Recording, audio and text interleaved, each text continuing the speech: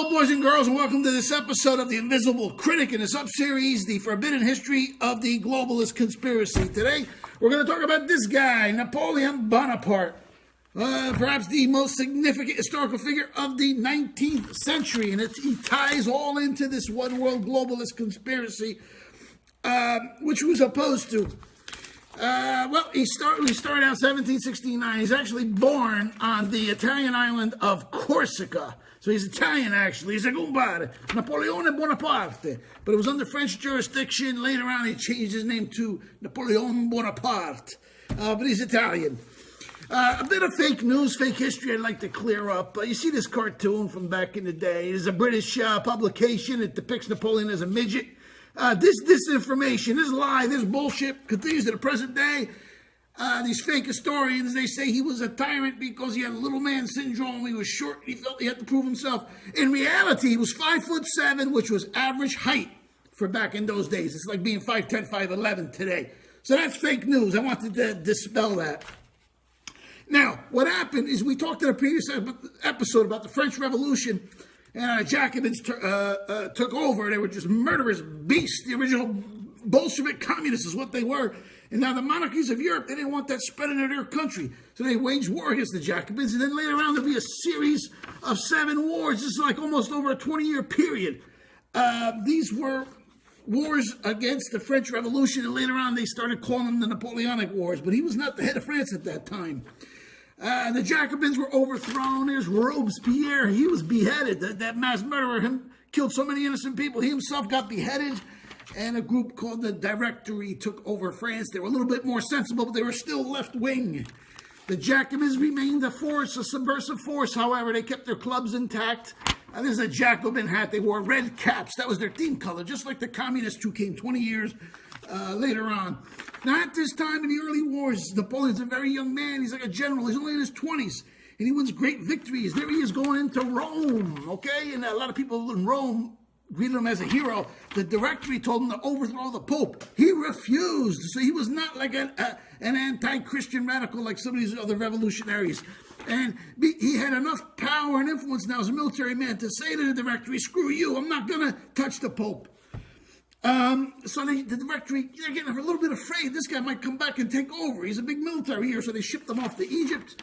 He's on an expedition to Egypt, discovers the Rosetta Stone.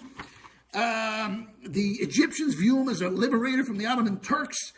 He calls himself the defender of Islam. He was very tolerant of all other religions and peoples. Now, later on, he does come back. And it's like the Second Coalition War. Things are shaky and destabilized. So he comes back and he takes over. He becomes the boss of France. Okay, 1800. Now the Jacobins want to kill him. So now he's got the other monarchies. They want to put the Republican France out of business and put a king back on the throne. And then you got the Jacobin lefties want to kill him. There was the Daggers plot. They were openly calling for the stabbing of Napoleon like Julius Caesar. 1800, they threw a bomb at his carriage, kills a bunch of people. Napoleon survives. These were Jacobins who did this.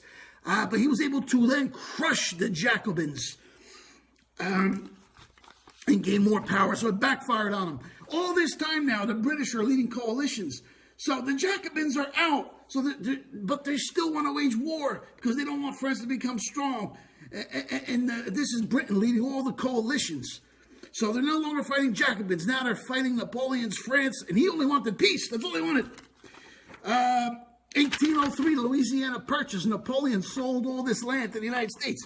He raised money to fund his wars in creative ways. He didn't want to crawl to the moneylenders. And this is part of the reason later on the Rothschilds turned against him. He hated money lending. He hated the practice of money lending. 1804, he becomes the emperor of France and other states that are aligned with France. Okay, there he is in the Notre Dame Cathedral that little faggot Emmanuel Macron just burned down. There's a lot of history. So he's the emperor now. And he's got his brothers sitting on the throne in places like Holland and in Italy and in Spain, because these countries were, these kingdoms were waging war against him, led by the British. And he had to put his own people on the thrones in order to make the peace. So he wasn't out to conquer all of Europe. And as emperor, he was a different kind of emperor. He was against the old system. That's why in his book, you need to get this book, Napoleon versus the Old and New World Orders. He was also against the old world order of monarchies with a stratified nobility at the top and no, if you was born poor and you're not born into the higher class, you couldn't move up that easily. He put in a system of schools that's still in place today, the lycée. It's all based on ability. You could be dirt poor, but if you're smart, you could rise up in French society under Napoleon. There was his brothers, Louis and Joseph. He put them on different thrones of Europe. Now, all these countries in the coalitions at one time or another. Always the UK, but then there was Prussia and Austria and Sweden and Russia. He makes peace with Russia, though. There's a medallion of Napoleon, huggy with the Tsar Alexander. Now, 1808, this is a big year. He issues a bunch of edicts pertaining to the Jews of France. His big picture is he wanted them to become Frenchmen and kind of assimilate them and move away from this, we're just Jews first mentality. That was his ultimate plan. But he wants them to get honest work. So he puts these heavy restrictions on the Jewish moneylenders. And the Jews refer to it as the infamous decree because it cost them a lot of money. He liquidated a lot of debts. He forgave a lot of debts. And he forbid the lending of money at interest except in certain circumstances. So that's when these sons of bitches, the 5 sons of Rothschilds, now he's cutting into their action. So they start pouring heavy money into funding the Allies to defeat him. And you go to a previous episode I did on the Rothschilds. Now, you got to go in order with this shit. You can't jump around. You got to watch these videos in order. But you remember, I did an episode on that film, 1934 Hollywood, portrays the 5 Rothschild brothers. And they're all plotting, how are they going to finance the Allies and take out Napoleon.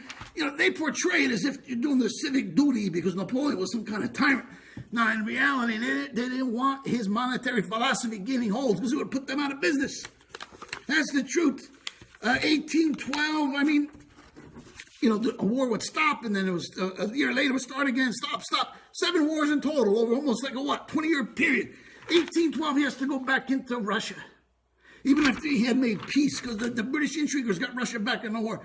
That's why he's going into Russia. It's just like Hitler 130 years later. These countries keep waging war against them. So he's got to go and do a regime change. He didn't want these wars. He wasn't out to conquer the whole continent. That's bullshit. 1814, finally, that campaign in Russia took a heavy toll. His army come back, was devastated by typhus. And it's just too much. All these years of war, finally get weaker and weaker. The Allies come into Paris. And Napoleon is overthrown and he's exiled. And then they put the brother of the previous king, they put him on the throne. Louis, I think he's Louis XVIII or something. Okay, so they put him back on the throne. Napoleon's exiled in Elba. Okay, and then he escapes Elba. He comes back on a rowboat with only 100 men. And then the new French king sends his army out to stop him. And Napoleon gets off his horse. He says, "Here I am. You want to kill your emperor? Go ahead." The men, instead, they bowed down. They switched sides on a dime, and he came back, overthrew the king again. And now there's another war, the final war, the 100 Days War, they call it. And that ended at the Battle of Waterloo. The British and the Prussians ganged up to stop Napoleon for one last time. And it was always heavily funded by the Rothschilds. There it is in the film. It shows the Duke of Wellington. He's with Rothschild, begging for money. And in this particular scene, he's asking Rothschild how he gets all this advanced information. And this is from a sympathetic film, and it confirms that he used all these carrier pigeons. So he got news of the Battle of Rothschild, the Battle of Waterloo before everyone else did. So he pretended he was all sad, and everyone looked at him. They started selling. They're like, "Oh my God, we lost. The market crashed." He bought it up for a song, and then when the news came that the British won, the market just went through the roof. Rothschild, he made his fortune 20 times over on that day. That's a true story. He bought up Britain. So he basically conquered France and conquered Britain at the same time with these Napoleonic wars. There's Nathan Rothschild. Then, what do we got here? Finally, 1821, he's exiled again on St. Helena. And he mysteriously dies. They poisoned him. The British poisoned him. They didn't want him escaping again. They killed him, and they had to kill the legend. And I'm going to fast forward a bit, 130 years later. There's Hitler visiting the tomb of Napoleon. And he was forced to go into France for these same reasons, because everybody was ganging up on him. and he went and he paid tribute to Napoleon. What else we got? Now, towards the end of the war, they had something called the Congress of Vienna. And Rothschild, he was all over this because, you know, he had his agents there. He paid for the defeat of Napoleon. So, you know, he's getting something out of the deal. So they had all this, we're going to emancipate the Jews and give the Jews rights and this, that. And it was the first attempt to bring Europe together, like the preliminary European Union. That's what the Congress of Vienna was. It didn't quite go down that way. We'll get into that in a future episode of how the Tsar kind of killed that deal. But that's what came out of that war, the Congress of Vienna, which was an effort to create an early kind of League of Nations business. But anyway, I did the best I could in a limited amount of time. You want something more thorough, you need to get this book, Napoleon versus the Old and New World Orders. He was against the monarchies. He was also against the Jacobin, Illuminati, Rothschild scum. It's all in here. I got a link down below. So that's all I got today. Make sure you subscribe and share this video. In the next episode, we're going to go back to America and talk about the War of 1812, which was started by the same sons of bitches who started this war against Napoleon. So until next time, it's your host, the Invisible Critic, signing off.